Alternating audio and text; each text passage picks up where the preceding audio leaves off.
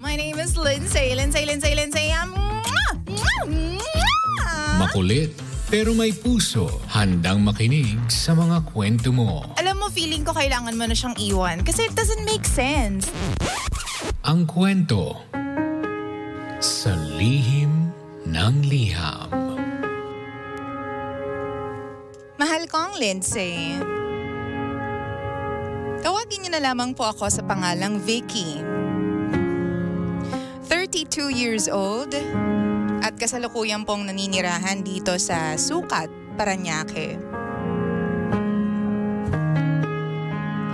DJ Lindsay, 3 years po kaming mag-boyfriend bago kami kinasal ng mister ko. Pero sa 3 taon na yun, maraming mga hindi okay na nangyari. Kasama na yung halos maghiwalay kami dahil sa ex-girlfriend niya. Kung kailan siya nag-propose sa akin, doon nagparamdam yung ex niya. Kesyo namimiss daw siya, mahal pa raw siya, at gusto siyang makita nung babaeng yun. Lindsay, kakatapos lang po ng kasal namin. Mga 1 buwan na po yung nakakalipas. Ang hindi ko alam, nandun pala yung ex ng asawa ko sa kasal namin. Nalaman ko lang nang dahil sa SDE o yung same day edit. Dahil lang sa video na yon, dun ko lang nalaman. Nahagip siya ng video. Nasa gilid siya ng simbahan at kasama at katabi niya yung kapatid ng asawa ko. So ang ibig sabihin, winelcome nila yung babae sa mismong kasal namin nang hindi ko alam. Chinek ko lahat ng photos namin para malaman kung pati ba sa reception nandun siya.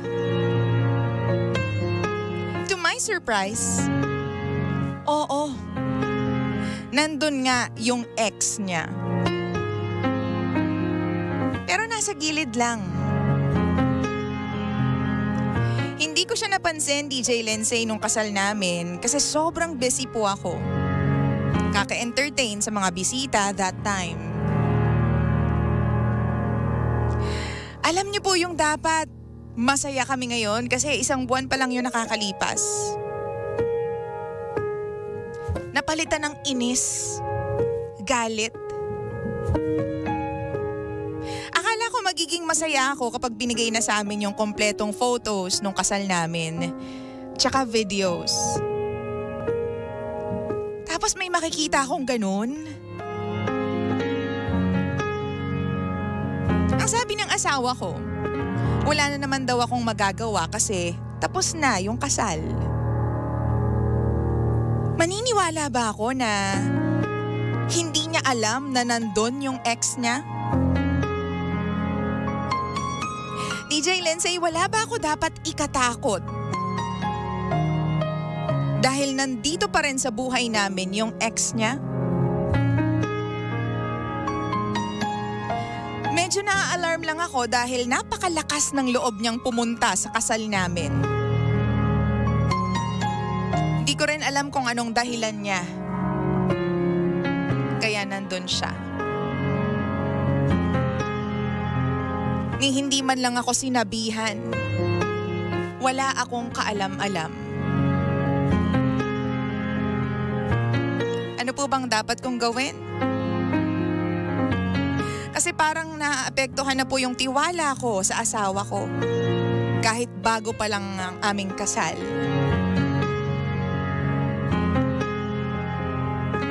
Tulungan niyo po ako, DJ Lindsay. Ito po ang lihim ng aking liham.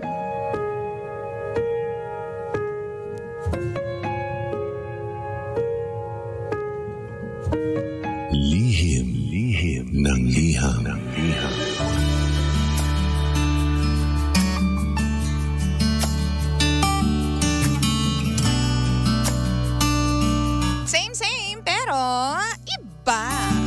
we are number 106.7 Energy FM. Pangga, wag mo sabihin radyo. Sabihin mo. Energy! Hoy, ba't ka kasi, masyado naman kasing malinaw yung mata mo, be. Oh. Alam mo, nakakainis niyan. Yung binayaran mo, di ba, yung total bill sa kasal, tapos nalaman mo na nakikain yung ex. Diba? Nakakaloka. Nakakainis din at the same time. Bakit wala man lang na gano'n, nag-splok sa'yo, nag-heads up sa'yo na, uy, bakla, yung ex ng asawa mo nandito. Diba? Bakit wala ka bang hawak kapag siguro kasi talaga ikakasal na? I wouldn't know, hindi pa naman ako kinakasal kasi. Wala man lang nagsabi sa'yo beforehand na, uy, nandito yung nandito yung ex ng asawa mo Oo, bakit nandito yan? Yung ganon. Oo, wala man lang lumapit sa'yo or wala lang din talaga nakapansin because busy nga talaga lahat, no? Well, hindi natin alam. Ano ba talagang ganap? Teka na, tawagan natin. Hello? Hello? Charot. Charing-charing lang kayo naman, no? Hindi nga, di ba? Wala man lang nagsabi sa'yo na, uy, bruha, nandito yung ex ng asawa mo. Umayos ka dyan. Ba't nandito siya? Invited ba siya? Yeah! Nasa ng invitation? Nasa ng invitation? Di ba? Nakakainis talaga. Sabi nga ni YSREJ. Ano ba yan? Nakakainis talaga kapag may epal na ex. Diba? Oh, mag-message nga pala kayo because we are live on Facebook. Facebook.com/EnergyFM1067. Diba? Yung tipong dapat masaya ka Dapat nga honeymoon stage pa, diba? Dahil 1 month pa lang yun nakakaraan. Tapos biglang pagkakita mo doon sa pictures at saka sa video, no? Yung tipong pasaya ka na pataas na yung yung excitement mo. Tapos parang naiiyak-iyak ka pa kasi for the second time makikita mo yung SDE. Wow! Tapos yung patulo na yung luha mo, bigla kang napairap kasi nakita mo yung mukha ng ex ng asawa mo. Alam mo yun, napapunas ka na lang ng luha mo na dapat patulo na. Dapat nandyan yan. Sabay gano'n, no? At dyan po mga kaibigan, nagsimula ang away nila. Annulment na po ang susunod dito mga kaibigan. Oo. Nakakaloka. Ano masasabi mo? Dali na mag-comment ka na. Facebook.com/EnergyFM1067. Sandali nga, wait, may nag-message sa akin hindi ko nakita kung anong sabi. Oo. Bali makahingi ng birthday greeting ni Ate Merly Mayo. Ngayon, thank you. Sandali lang po ako po ay on air pa, unlock. Kayo charing. Sabi ni Cheche, epal si ex, hahaha. Sabi naman ni Rosemary, DJ Lindsay, nanonood ako lagi at nakikinig sa Lihim ng Liam. Salamat! Sabi naman ni Jae Alidam, good day DJ Lindsay from Santo Cristo, San Jose del Monte. I love you, Mami Eileen Taganas. Nasaan ang comment dyan? Jenny Sarmiento, ganyan din ako, oo, kakainis. Pero siya na pa yung punta sa asawa ko dahil sa anak nila na nasa biyenan ko. Pero sa side mo, nakakatakot kasi may nararamdaman pa yung ex niya. Ano bang kaguluhan yan, Kuya Esto? Bakit merong mga ganap na may bigayan ng manok? Kunwari na lang naintindihan ko. O, diba? Sabi naman dito, uy, tama ka dyan. Diba? Ano sabi ni Jennifer? Makatama naman ako. Ganyan din ako, oo, nakakainis. Pero siya na nga, yung punta sa asawa ko. Ay, pag mga ex, dapat alam na kung saan lulugar, bakla. Pag ex ka na, huwag ka nang umepal pa, diba? Ba't ako sa mga ex na yan Oh, hello. Sabi dito, sabi ni Ash, parang dapat hindi na issue yan sa'yo ngayon. Sa'yo na nga kinasali, unless ikaw yung buong nagbayad ng bills. Kaya nasaktan kasi siya yung lahat na sumolder nung bills, 'di ba? Lahat. Tapos pinakain niyo yung ex ng asawa ko. Oo. Sabi pa dito saan yung mga comment na yun? Yung mga siksik liglig umaapaw. JN Letty Pichay. Good morning in Manila, DJ Lindsay. I always look forward listening to your morning show. Stay blessed. Thank you so much. Naku, DJ Lindsay, sabi ni Irene Villanueva, okay lang yan, kasal na naman kayo ni Boy. Hayaan mo na siyang matanggap niya ang lahat. Huwag ka na ma-stress dyan, ate. Sabi pa dito, pa-shoutout naman po Velasco family. Sabi naman ni Wapo ako. So what kung nandun? Oo. walang importansya, gate crush man or invited, doesn't matter. Focus on your life right now, but observe pa rin at the back of your mind if there's still something between them. But not too much that it takes over your peace of mind. Sabi nga, mind over matter. Get over it. You have your new married life to take care of. Ang taray nung part na yon. O wag mo na raw pansinin kasi nga married na daw kayo. Sobrang simple lang ng comment na yan ni Wapo Ako. Kapag lalaki talaga yung nagko-comment, no, talagang straight to the point sila. Yahoo! Salamat. Wow! Sabi naman ni, sino ba ito? Ano to? Sabi ni Darwin, walang taong nakaka-move on kapag nandyan ang ex. Huy! Sabi ni Belen sa Laysay, ikaw ang present, yon ang importante. Pak! Pak! Ganun. Wengski Matt, good morning DJ Lensay. Naku, ang sarap pektusan po sa face ng mga ex na yan. Alam mo sa true, di ba? Hindi ko kasi naintindihan kung alam mo na nag-aaway yung mag-asawa because of you dahil ikaw yung ex, bakit naman, di ba, may I present ka pa doon sa kasal? Di ba, may mali eh. Wow! Parang may ubo sa utak tong ex na to. Di ba? Hindi ko alam kung alam nung babae na pinag-aawayan siya ng mag-asawa. Pero I'm sure kahit papaano, alam niya na, ang very clear is, alam niya na dapat hindi na siya umi-entra doon sa frame dahil nga, nagpakasal na yung dalawa eh. So ngayon itong si Mrs. na bago, talaga namang bothered siya tuloy. Bakit nandiyan yung ex mo? Di ba yan yung pinag-aawayan natin? Bakit nandito siya? Sino nag-invite? Ikaw? Sino nag-invite yung pamilya mo? Without my consent? Ang arte, hindi nga. Siyempre kasal mo yun. Dapat walang makakasira sa sa trip mo nung araw na yon. Kasi kayo dapat ang main focus nun eh. 'Di ba? So ngayon, parang nasira tuloy yung momentum na dapat maayos yung honeymoon stage kasi nga dahil dun sa ex, nakita nga. O sabi ni Abet, hi DJ Lindsay, good morning. Bakit ba yung mga ex na yan kontra lagi sa buhay? Mahina ang wifi ng mga relatives. Mabuti hindi sumigaw ng, itigil ang kasal! Hoy, wag naman. Kayo naman, wag naman itigil yung kasal. Baka naman walang pagkain sa kanila, makikikain lang sa reception. Diba? Sabi ni Diesta, tamang hinala ka lang girl, bawasan mo yan. Sa'yo nga, nagpakasal eh.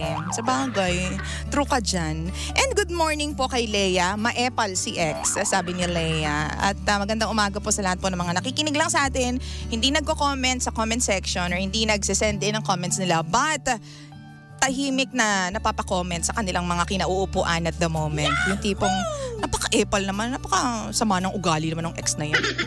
Si ate bumubulang-bulong dyan, habang nakasakay sa bus, nananahimik, pero nagko-comment. Nakaka-relate. Diba? Yung mga nasa bahay, ganyan habang nagwawalis, nasa sala nila, Ano ba yan? Ang dami-daming kalat dito. Ito namang ex na to, alam nang magpapakasal na, pumunta pa doon sa kasal, ang kapal na mukha. Ganyan ang setting ngayon sa mga bahay-bahay o mga naglilinis ng bahay. Ang sabi pa dito ni Jack, wala namang problema doon. Nakikikain lang naman yung ex. Sabi ni Jai, wag na lang intindihin. Kaso bakit nandoon? Hehe, importante wala na silang connection. Sana, be. Sana wala na silang connection, be. Sabi ni Reg, isipin mo nakikain yung ex tapos nag-take out pa. Masyaron pala. Yung totoo. Sabi ni Bog, sabihin mo ex ka lang pero ikaw ang pinakasalan. Huy, diba? Taas mo ang bandera ng mga legal wife. But seriously speaking, alam mo hindi natin ini-invalidate just because kinasal na sila. Well, at some point, of course, you should, consider na ikaw nga yung pinakasalan diba? Ikaw nga yung nanalo sa game na ito. Huy, hindi ito laro.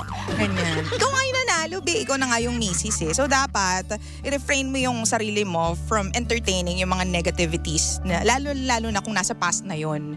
Pero kasi ang hindi ko talaga maintindihan kung sino nagpapasok sa kanya doon at sino nag-invite. Diba katabi pa nung, diba, kapatid ng mister mo. Diba? Na walang kaabog-abog. Kasi alam mo, kung nagiinit yung ulo nitong si ate dito sa ex, ibig sabihin malalim pa yung bubog. Wow! Diba? So dapat ito ay napapag-usapan, hindi siya dapat binabaliwala. You should sit down and talk this over with your husband, no? At saka dun sa pamilya. Tawagan mo kung sino yung katabi niya. Huy, sorry na, friend, sister, ganyan. Sister-in-law, sorry na. Sino nag-invite dun kay kay Ekla Barba? O kasi, if I remember it right, wala naman siya sa sa guest list. Guest list! Uy, hindi to bar. Diba? Kung alam mo na yung isang bagay na yun ay makakasira sa mood ng bride at ng groom, wag mo nang imbitahan yung ex-utang na loob naman. Yahoo! Diba? Alam mo, pinag-aawayan ng dalawa diba? Tapos iimbitahin mo. Dapat wag na lang ganun. Wow! Pero alam mo, on the flip side, dapat nga maging kampante ka rin. Kung kaya mong maging kampante. Kasi nga tulad na sinabi ng mga commenters natin, alam mo yon, ikaw naman yung pinakasalan. Ikaw yung hinatid sa altar. Ikaw yung sinabihan ng, yes, Father, I do. Tsare! Yung haba ng hair. Diba?